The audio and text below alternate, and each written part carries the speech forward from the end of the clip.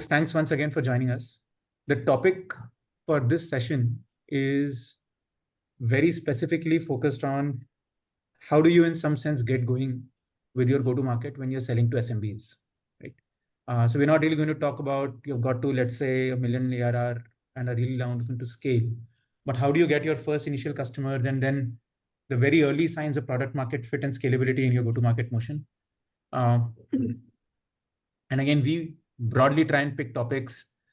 There is no real science to it. It's mostly what we keep hearing from founder conversations. And this is a topic that I think in the last few weeks we heard a few times. Have Chara and Girish, and really hard to think of better panelists than the two of you, and I'll introduce both of you very quickly. Girish is now building, I think, your second startup, unless I've forgotten if you had one more before Recruiter Box as well, and has been, I think, selling to a variety of SMBs now. Girish is, of course, one of the founders at Sprinto. And Girish, congratulations on your latest round that I think got announced maybe a month back. Chara is co-founder at RevenueHero, where he looks at the go-to-market function. And before that, again, Chara did a whole bunch of go-to-market work at Freshworks. Again, very specifically focused, a lot of time on selling to SMBs. And which is why I wanted to get, I think, both of you the experience of having sold to SMBs across different timeframes of different types, and then both, I think, within a large company as well as 3 different startups. To get started, and question for both of you, and either of you can take it up first. When you're looking to really acquire your very first set of customers in the US, if you have a product, you think it works, maybe you have tried it out a little bit. Typically, people end up trying it out through people that they know in India. But now that you're really looking to go out and start selling to folks in the US, how do you go about doing that?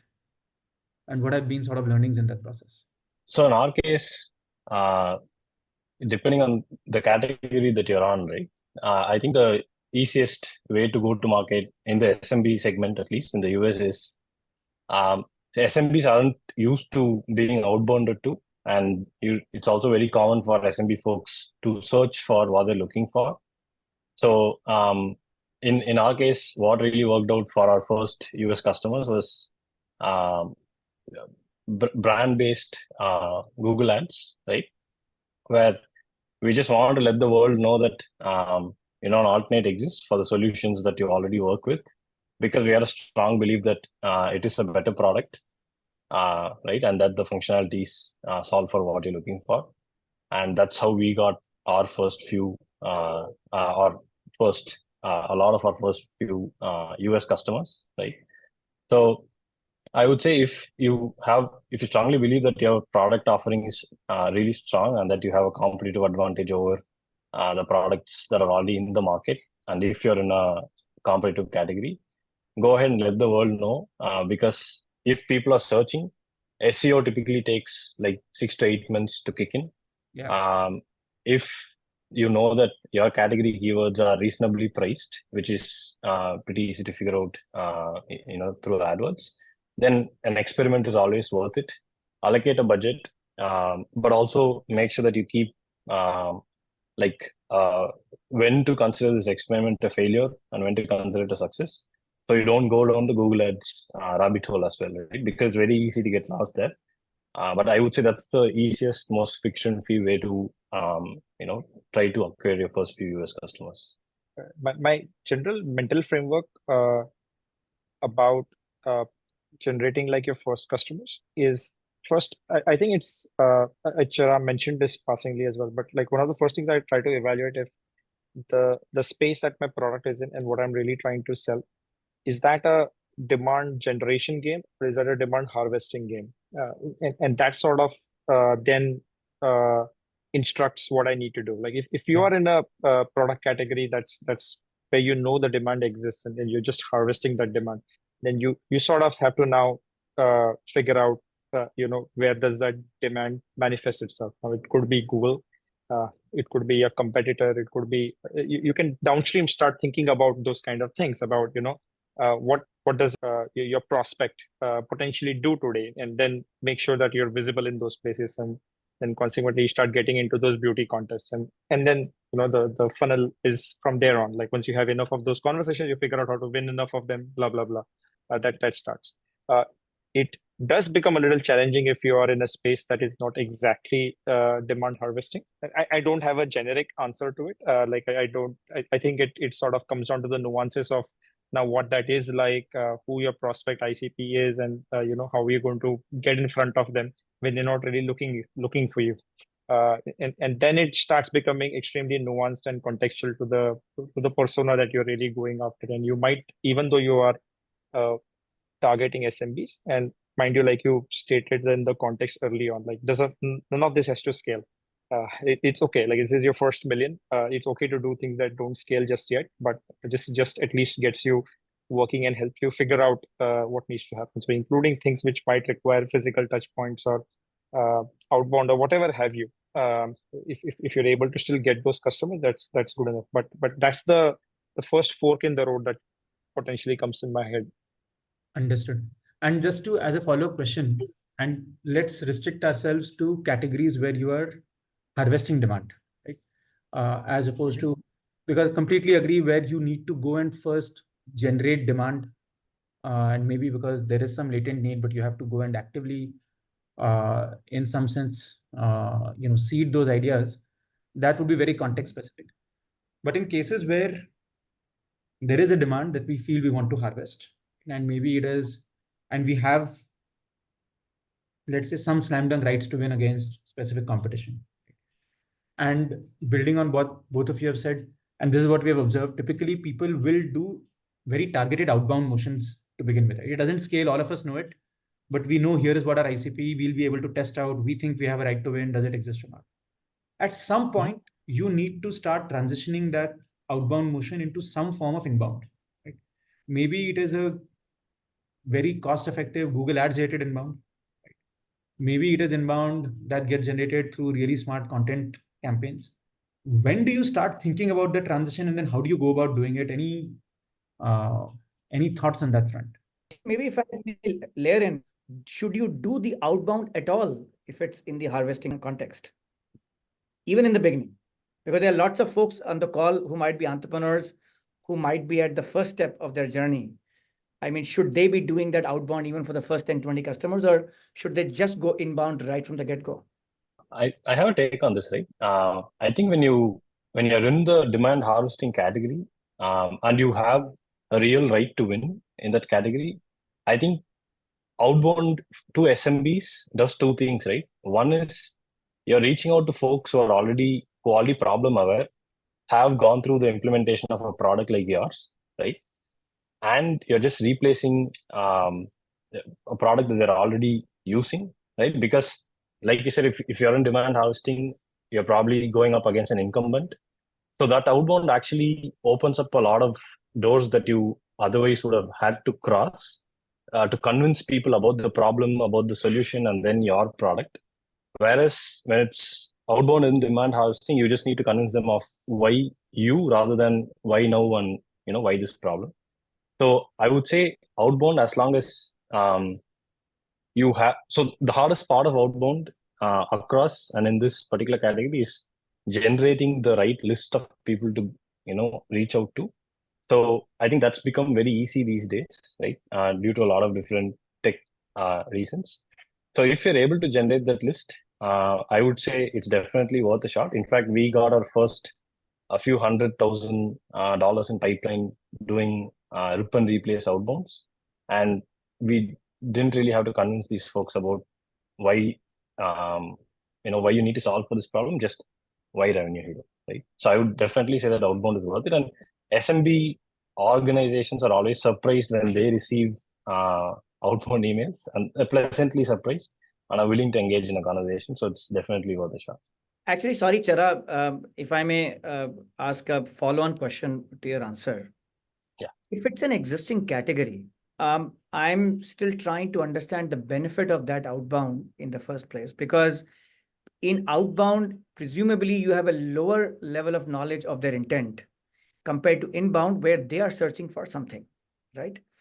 Now, if you are while I understand that you can get revenue through outbound as well. If you are at ground level, operating in a category, and I'm going to continue to use Girish's phrase now, which is in the demand harvesting category as opposed to demand generation category, right? Why do you need to do outbound in the first place? So you can look at outbound for two outcomes, right? Outbound is the cheapest type of marketing that you can do early on, right? Because once also to your point of intent, I think when you generate these lists using the right tooling, you will be able to generate lists that give you like a ballpark renewal timeline. And if you hit those companies at the right time, you actually have chances of getting into a buying conversation pretty early on. And the second reason I would say do outbound early on is it's your cheapest source of marketing because you're not paying for those clicks, you're not paying for those impressions. And it's pretty easy to these days automate those outbounds at scale without burning your domains, right? But the biggest caveat to saying give outbound a shot is making sure that you have the tooling right in terms of warming up your domain, etc. Because that's one of the most common areas where that's overlooked, and then you end up burning your primary domain, not being able to reach out to folks, etc. But I would say do the mass outbound because one of the things that outbound did for us was US folks got to know that, hey, RevenueHero exists. We then retargeted them in ads, got in front of them continuously, and then that led to warm outbounds happening later down the line or inbounds as well, right? But if the question is more of, hey, what should be your quickest source of revenue, or I would still recommend tapping into ad engines rather than outbound. But so one of the things early on we kept hearing was don't try both. I would go against that and say, given where the state of tech is now, it's actually feasible to try both to accelerate revenue. And Chara, again, building on top of what you said, and something that I've been pretty curious about, when you look at the tech stack today, right, for the GTM function, when you're going after SMBs, right, sticking to that definition, what is must have? When you are just starting out, what would you say, boss? You need to have like X, Y, and Z for sure. Sort of no matter what category you're going after, as long as we are in that demand harvesting sort of model. So one of the first things that we invested in was, of course, having a website. So early on, even we were pretty intent on first building out the product, getting depth in product, etc. And the marketing side of things was pretty light. But if I had to do it over, I would focus on, because that's the face of the company, especially in a demand harvesting scenario when if early on you at least start putting out content, people somehow stumble onto your marketing asset, which is the biggest asset you're going to have at the start is your website.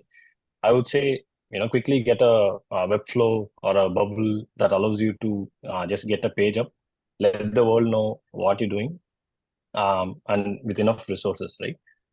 On top of that, the other thing that I would add, and not because I'm in the B2B scheduling categories, pop a Calendly link or a RevenueHero link or whatever have you, because and the reason I say that is early on, right? When we were building, before we pivoted, when we were building a PLG product, we had an early access offer on early access CTA on our website. We actually got hundreds of submissions for those early access. Now, going back to think about it, if instead of just getting that early access, if we were able to get on calls with some of those folks, we would have probably gained insights that either helped us build deeper or decide to pivot a little earlier as well, right? So if you manage to get people onto your website, then the second layer of tech that they would add on to it is at least a free scheduler, because you want to get in front of as many people as possible. You don't need to worry about qualification, etc. at that stage, right? If people want to talk to you, that's a good thing. I wouldn't be too worried about a CRM at that stage, because you can make do with like an ad table or what have you. Invest in a tool like Clarity, right? Because when you have a website out there, you want to know where people are spending time, where people are dropping off, and what you want to keep optimizing for, right? Yeah, I think those are mostly what I can think of. I mean, without naming specific tools, like just my mental model of thinking about like how I look at this is, uh, I mean, it's obvious, but the whole thing is a funnel. And the thing that I'd optimize for is generally visibility at different points of the funnel. Now, you would, in your specific business, start seeing that, okay, like you are generating, let's say, so many visits. Now as a founder, you're thinking, okay, I think this is okay, but like I'm not converting enough of these visits to whatever uh, action it is, like either a sign up or a conversation or a demo request that you want to do. Then now like you now know that, okay, this is the part that I need to focus on. And one of the things that is sort of implicit to the entire conversation we are having is that as a early stage startup, you have to pick your battles to fight. You can't possibly be doing Exactly. all of these things, and but if you basically have like a funnel view of this entire thing, then you can at least start asking questions about which is the battle you want to fight right now. Is it like you want to push more people at the mouth of the funnel? So okay, then you would invest in the tool set over there. And if it's somewhere midstream where you don't feel you've been getting enough conversions, or you're not getting enough signups, you're getting signups where you're not getting enough conversations. If you're getting conversations but not enough, whatever your next step in the funnel is, depending on the nature of your business, that's what I would look for. The one thing that I would say here is that I've made the mistake of thinking tools, but we should also think in terms of some processes that you can follow inside of the company to do a better job of this. Oftentimes, like we focus a lot more on tools, but we don't think enough about the human processes that happen, especially when handovers are happening inside of your org, however it's set up, let's say between marketing and sales, or sales, or whatever downstream is there, etc. So I think those are also places where you can optimize and potentially improve, and not just always with tools. Like tools, you can then slowly layer in as you're figuring it out. But like my two most important lenses is to look at whatever helps you create more visibility in your funnel, and then sort of helps you optimize and turn on those knobs and optimize there. And the second bit is to just focus on the processes as well. Not just the products that you are that are part of your funnel, because oftentimes there is a lot of leverage there. If you look closely at it, and there's leakage there often that you can actually plug and get a lot of benefit. Yeah, I'll come back to the processes piece in a bit later, but I am just very mindful of. I think there are questions coming on the Q&A panel, and would look to at least pick some of those. And maybe Arpit, we can begin with the first one itself. yes. So there is a question from Vijay, and I'll just read out the question, and please, either of you feel free to take this question. If you're building a product in an industry that has large incumbents, how do you convince initial customers to sign up based on your vision?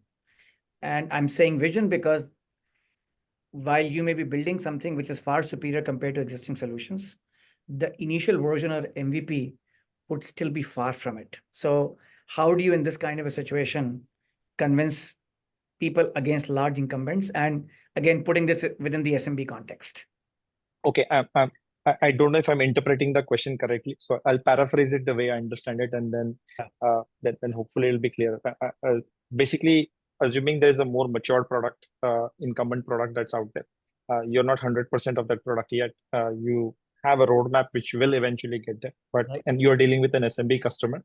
Like, what do you do here in order to basically still win this deal? Is that I'm hoping I think that's correct. There are a few levers that you can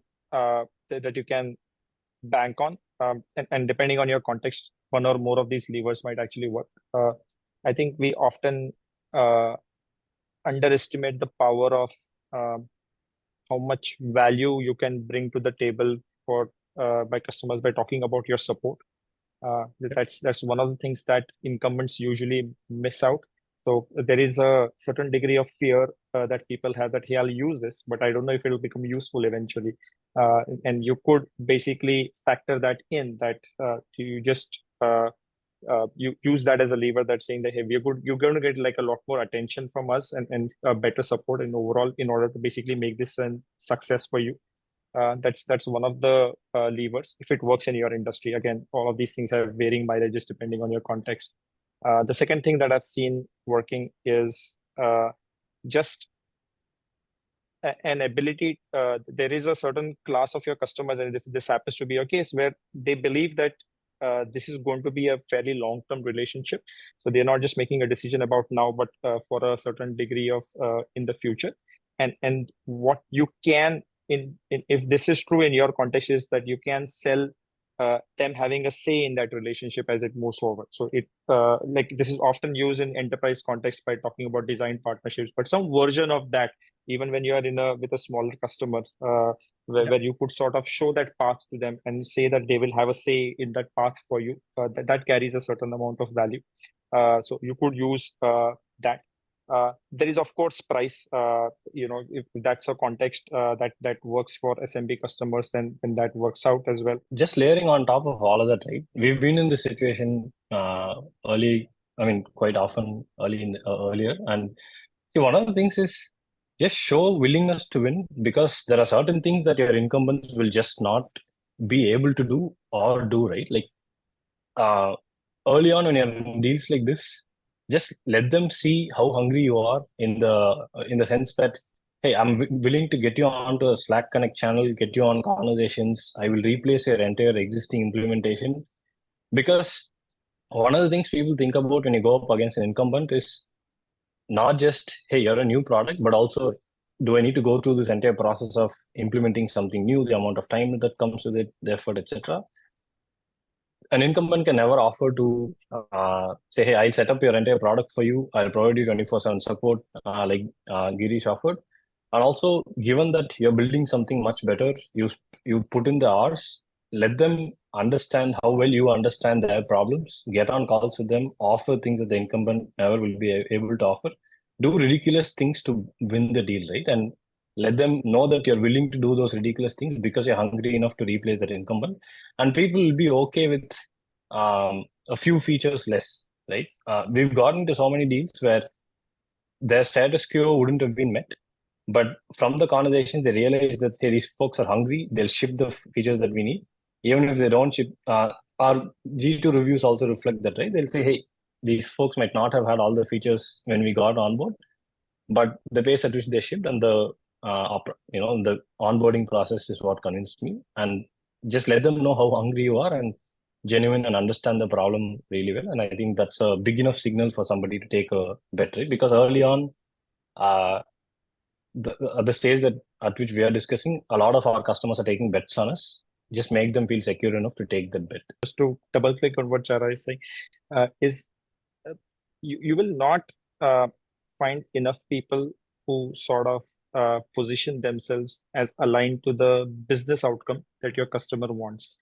And if you do that, then see, we all selling some platform, some tool, etc. But eventually, in your customer's mind, they are achieving some business outcome using that. And if you marry yourself to that, that usually turns out to be like a much better pitch, which will, of course, mean a bunch of things that you may not want to eventually do at scale, like getting on long calls, doing faster than usual implementation, 24/7 support, or whatever those things are. But the fact that you show the willingness and the hunger to be able to get them the business outcome rather than just giving them a platform and then saying, hey, go figure.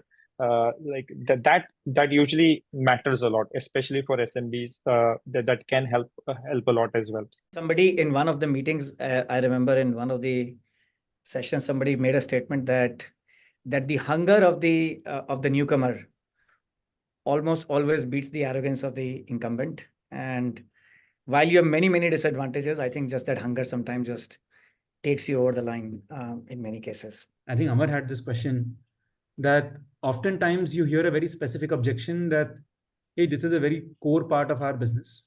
We really like you, but you seem like a very small team.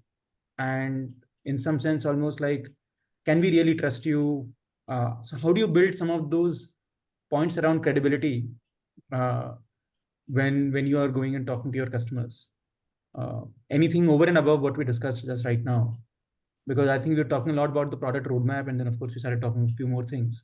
If you're only 10 people, will you even be around after 2 years? How do I convince myself to give a core part of our process to you? See, the core part of the business, there are two reasons for them to be worried about, right? One is, like you said, hey, will you be around? So if you've already raised around, be loud about it. put it in all your conversations. For us, when we raised and we did the PR, there was a deal where they came in, they saw the PR announcement, and then they said, "Hey, you're going to be around for a while, so I'll just trust you." Right? If you've not, like I said, you put in the hours about that problem. Understood. Assume and be assured of the fact that you know better than the person who's on the other side about the problem. At least you might not have specific context about how it manifests in their company, but when they understand that you have expertise in the area and you can actually add a couple of insights into things that they might not have thought about, specific to their problem, that actually helps them work with you as a partner who understands the problem really well, and so gives you some credibility to build a better product, right? And take the risk to work with you, to both learn from you and also trust you as a vendor, right? Team size, I don't really have an answer, but you can always see there are a lot of great examples of startups these days where the team isn't huge. They're not necessarily based out of San Francisco and they're doing well. If that can happen out of like an Australia or an Israel, why not India, right? I don't think that bias is very strong anymore. And I think once you show them that you understand the problem really well and that you're able to hold a conversation, right? You don't say yes to everything that they ask you. They're willing to treat you as an equal and have a conversation with you and trust you, right? So to paraphrase, essentially, you leverage your expertise around the problem statement to become not just a vendor, but someone who's almost like a partner in helping solve that problem for your customers. Yeah, and if you've already worked in a previous org for a long time and then started up, use that experience, right? Like I've played the Freshworks card shamelessly so many times, and it's helped in conversations where they understand, hey, okay, understands how a large org works.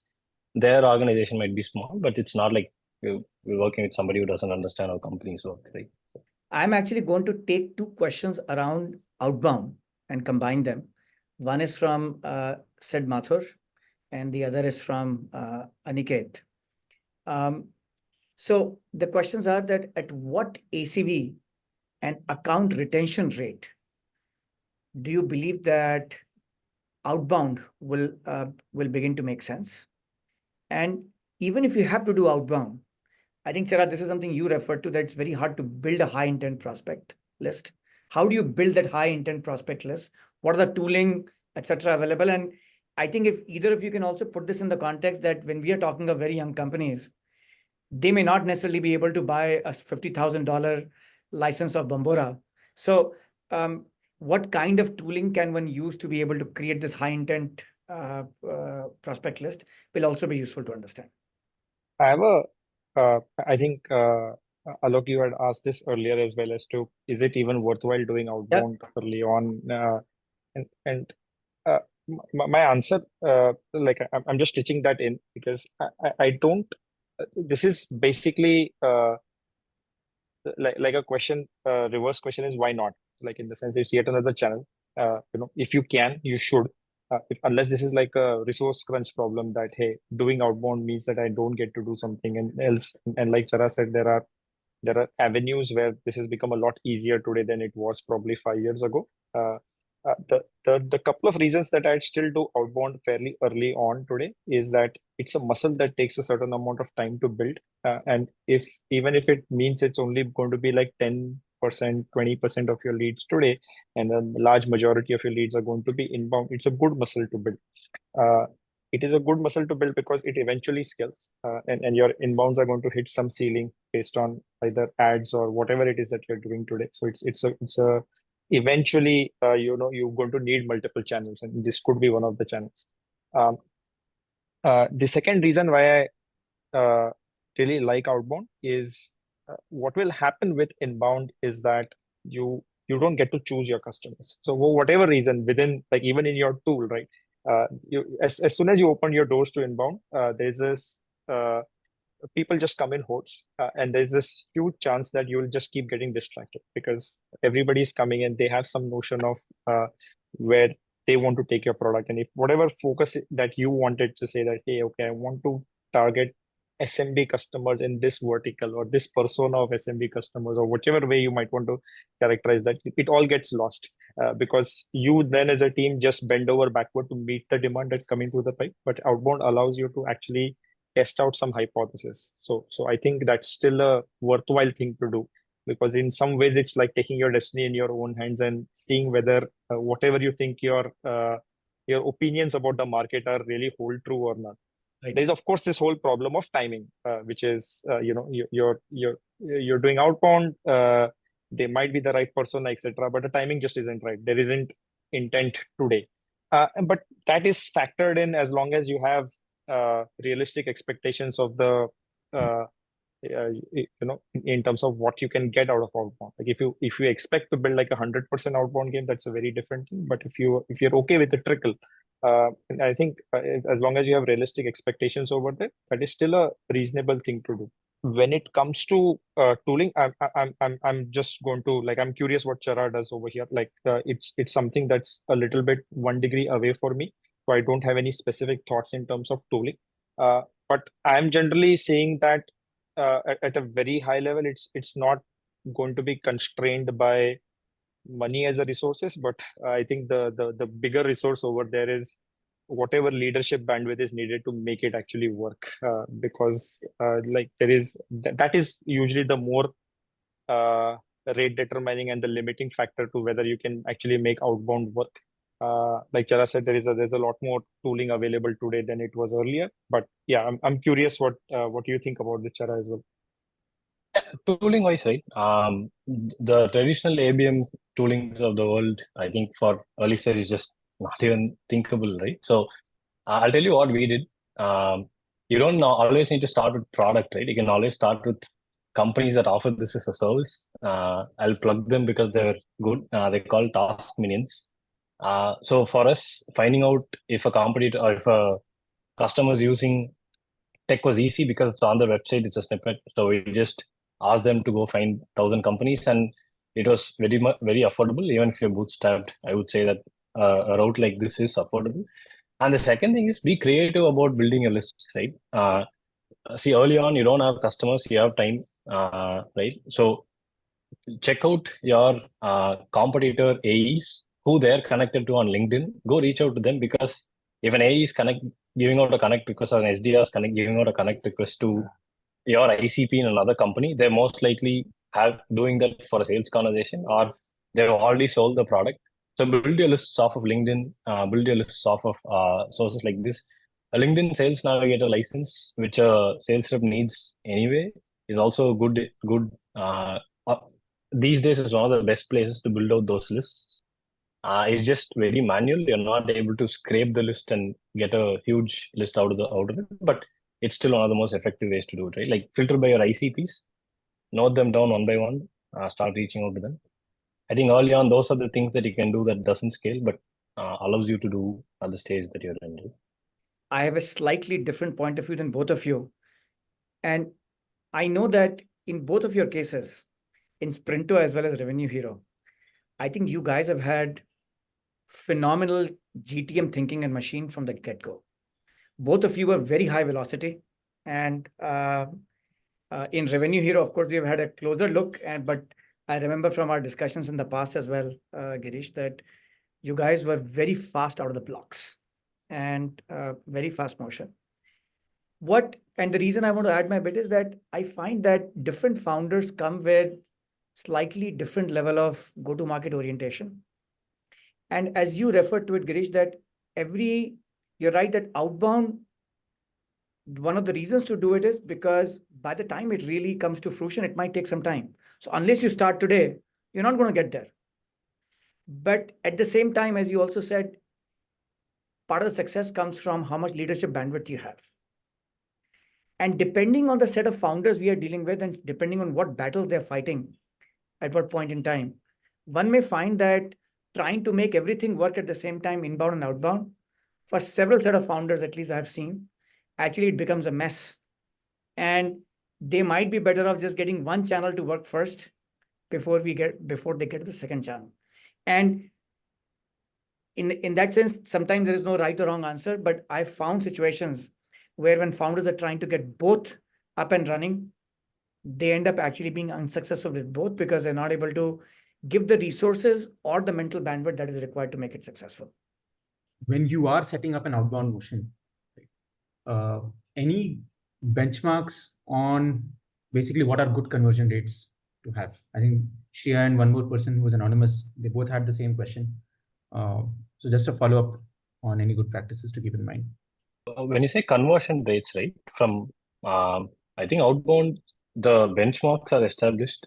I think 5% opens are considered good, right? And then from there, numbers, I don't have numbers top of mind in terms of beyond the opens, what else expect, but as a funnel, it's extremely low conversion. But I would also say we shouldn't be thinking conventional metrics because we're not doing outbound at scale. Those benchmarks apply only to outbound at scale and for companies where it's already a pipeline, right?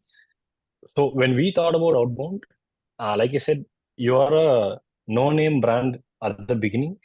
More than your replies or conversions, just look at opens, right? Right. We had like if your subject lines are good enough, just start from what you don't have, which is people don't even know who you are. So look for deliverability first, right? Make sure that you get emails delivered to people's inboxes.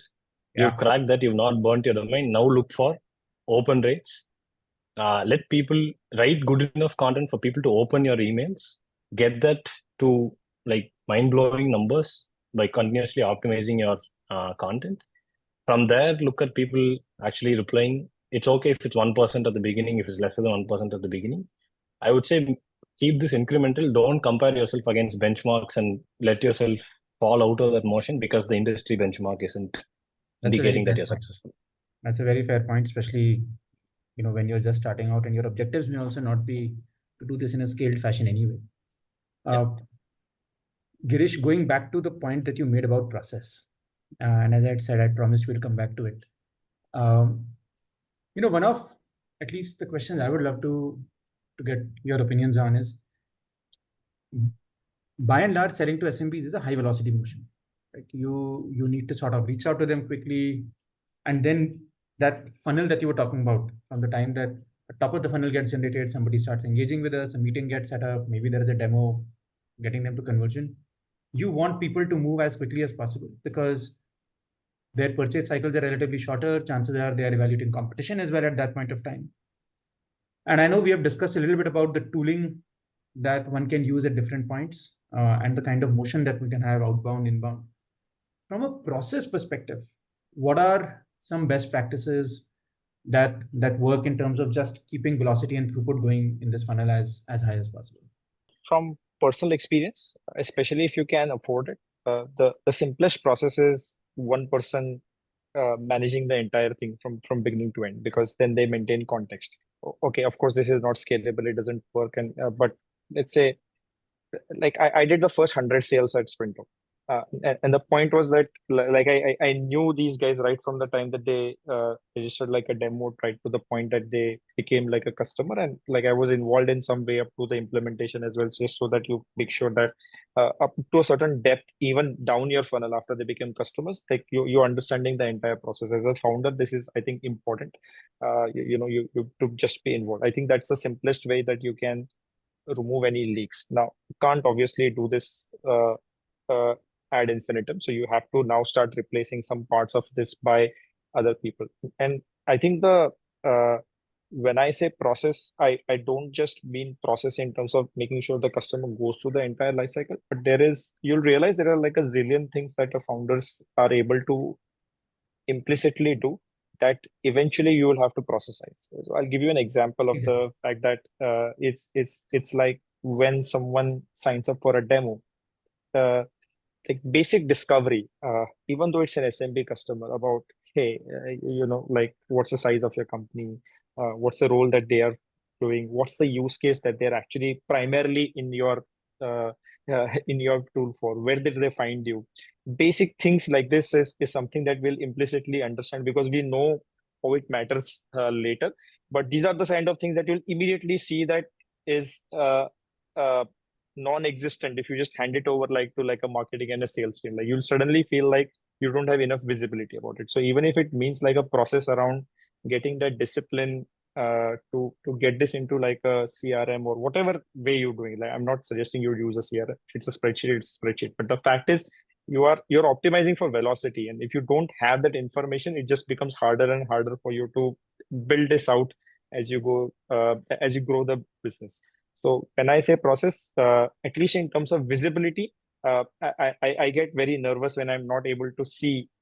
It's pretty soon it's very easy to get into like a zone where all you as a company talk about is the MRR or the ARR or whatever the one deals are, but you're basically losing like a lot of information backstream, which is allowing you to build this. And this is happening implicitly when you're doing it as a founder. But as you move out of those roles, it's important that you set up processes to make sure this gets entered. It's okay if you do it automatically. If it's not happening automatically, it means somebody has to enter it, like you're hiring an intern or whatever it is necessary to make sure that the thing works as expected. So the nuance and the context might be different in each of the companies, and the information that is helping you gain that visibility could be different. But that's the part that I get, at least personally, I get a lot more nervous about losing that visibility. So those are some of the things that I'd focus on a lot more.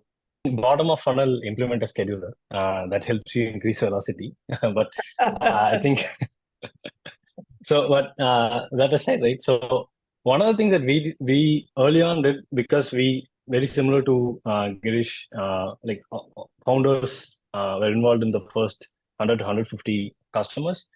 In doing that, one of the things that you miss out on doing is creating libraries of things that are repeated very tactically, right? Put out a help document help docs as soon as possible, because of the 150 customers we onboarded, we would have heard repeated questions from at least like 20, 30 folks. And both ourselves as founders and for the customers, we could have saved at least a few hours by not repeating those questions over and over again on Slack or emails, by just popping a help documentation link, which most customers are willing to go through and actually prefer as well, right? So start creating libraries earlier than later. Like don't ignore product marketing just because you're doing the sales yourselves. You'll save yourselves a lot of time. And right. The second thing about velocity is, well, we may not think about it like that. Let your product team understand the conversations that you're having with your sales in your sales conversations. Like we have our sales conversations on Slack.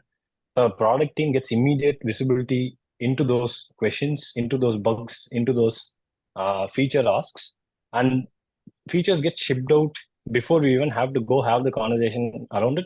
And it actually helps with velocity, because the next time the next customer comes with that same ask, it's already there. You're actually closing them faster than saying, hey, okay, that's a new requirement. Or somebody else is translating a requirement to the product team. They're trying to understand it and then build it, iterate, build, etc. They drink from the fire hose. They have all the information. They ship faster, so we close deals faster as well, right? So that's the only other thing that I would add to PMM earlier, and let your product team know the actual conversations you're having with customers. You don't need a product manager at that stage. There are many times I've seen startups going to external agencies to do their demand gen. And the questions arise, should you have external agencies? Should you do this in-house? Whether it's Google SEO or Outbound or other things. Even as you're setting up your sales team, should you have one single person, Girish, as you mentioned, let's say, fielding the first call or playing the SDR role as well as a sales role? Should you separate them, right? Some of the kinds of questions, if you think about your first 4 or 5 team members in your go-to-market team, how do you structure it? And or what factors would you base that structure on? Would love your thoughts. So the way we thought about this from early on was, we looked at where we really stuck, right? As in, hey, these are areas that we don't have strengths in. And we were always okay with working with external agencies for those areas, right? Where we knew that the work that they do will help accelerate things, but it's not going to determine like our future assets, that these are reversible decisions. That even if this bet turned out to not be what we want it to be, it's easily reversible and we can move on, right? Like building out your website and things like that. When it comes to your GTM teams, specifically sales, we knew that we had to hire somebody who's experienced, because we knew that we didn't have the time to, train them, help them understand SaaS basics, selling basics, etc. So we want to get somebody with at least 3+ years of sales, and specifically make sure that they're not a rock star seller who's focused just on quotas, because early on your sales hire actually has a huge impact on the way your product is built, because they're going to come back and tell you, does your product work? Do customers not want it? And they're also going to tell you if you priced it at the right price, right? They're going to say, hey, this is, you're not selling it for what its potential is. So when it comes to sales folks, at least I would say hire a SaaS generalist who's equally focused on customer experience, happiness, and feedback as much on the targets. Because early on, radically, I would say don't even give them targets, right? Just get them to get you customers, shape your product, right? Get you to the right price point, because the targets aren't going to affect anything, right? So that's for sales. For marketers, we outsourced it because early on we didn't really understand or know the best way to do it. So just in terms of the GTM function, just outsource whatever you don't know or aren't very confident about, as long as it's reversible, right? So the one thing that has generally worked out well for me, actually just a couple of ideas there, tactical, is I still think that in the early stage, assuming this is like a 0 to 1 million kind of a journey, I would highly recommend not changing people from like the discovery to the sale point. It just helps to carry on that context. You don't have a playbook yet to know what the discovery ought to be like, what the sales has to be like. These are all things in the motion, and then I think handoffs are a big killer over there. So I like the basics thing that I would put in place is, okay, there's somebody who's working on getting the lead through the door, and there is somebody who's ensuring like the conversation from the point it's a prospect to the point where a customer is being handled. And I would optimize generally for just reducing feedback cycles as much as possible. Like I think that's like the most critical thing. The second thing that I have learned the hard way is, especially when founders are not involved in these things and you have like a salesperson or somebody doing this, always do at least two, because when it doesn't work, you don't know if it's the product not working, the person not working, something else not working. It just raises too many questions and it just wastes too much time. So that's the general principle that's worked well for me. Whether that's SDRs or salespeople or whatever in the GTM function, like you should do 2 or more, 2+, depending on the resources available to you. But that helps you at least like A/B test your own thing. That's actually an excellent suggestion. I think we have talked about different types of go-to-market motions, tooling, process, team that we wanted to talk about. I think a couple of people have asked some questions around how do you think about churn in the early days? And maybe I'll add a little bit more on that. It's a loaded question, but how much should you even worry about churn in the 0 to sort of 500K to 1 million kind of a stage, given that you are selling to SMBs, where historically churn does end up being higher anyway? I mean, you should worry about it, is my short answer. But I think the important thing is like the kind of churn is important. Exactly. So if the churn is because of the fact that your customer naturally doesn't need your offering anymore, okay, that's a question mark about the nature of business, and that gives rise to like other existential questions about whether you should even operate in this segment or not. But it's important to understand the nature of that churn. If the churn is of the sort that they are moving from you to a competitor, or sort of moving what is commonly seen in SMB, that they go back to like a spreadsheet based process or something else that they are doing manually, that's something that I would then worry about, in the sense that, okay, that's feedback for product, and it's basically not working the way it can. But the nature of the churn is important, and that's again something that I would work a little bit more on to understand, just to and then consequently the downstream actions are relatively more obvious once you figure out the nature of the churn. Yeah. No, I think it's a great way to frame it. I think it's a conversation we have several times. I think the number of the churn versus the nature of the churn maybe is a way to think about it. One question from Shravan, which has been there, I'm going to ask just a part of that question, which is that given that pricing is a very big thing in general in the SMB world, what's your thought process about having a freemium offering for in an SMB go-to-market motion as a way to attract? Would you do it? Would you not do it?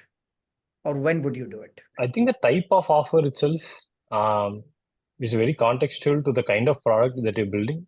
Because freemium, at the end of the day, you either limit the features that you offer for the prospect to try out, and then eventually have them switch to a paid plan, which is an extremely hard and extremely low conversion funnel. Yeah.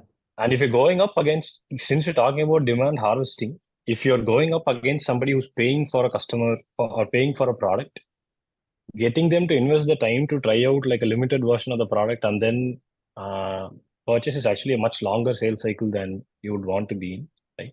I would consider freemium another source of pipeline once you have your sources of pipeline figured out, rather than the way to start. Right? If it's a brand new category that you're creating where you want to get people onto your product, you're educating the market, want them to get the flavor, then yes, I think freemium makes sense. Yeah, I don't have much to add. The only way I tend to think about freemium is eventually, like at its core, it's a question about what are you competing against, or what are the objections that people tend to have in paying you. So if you are competing against, let's say, a spreadsheet or some manual process that they're in, and they're not yet convinced yet of whether they need a tool or something like that, this is like a great way to prove value before you can actually expect money from them.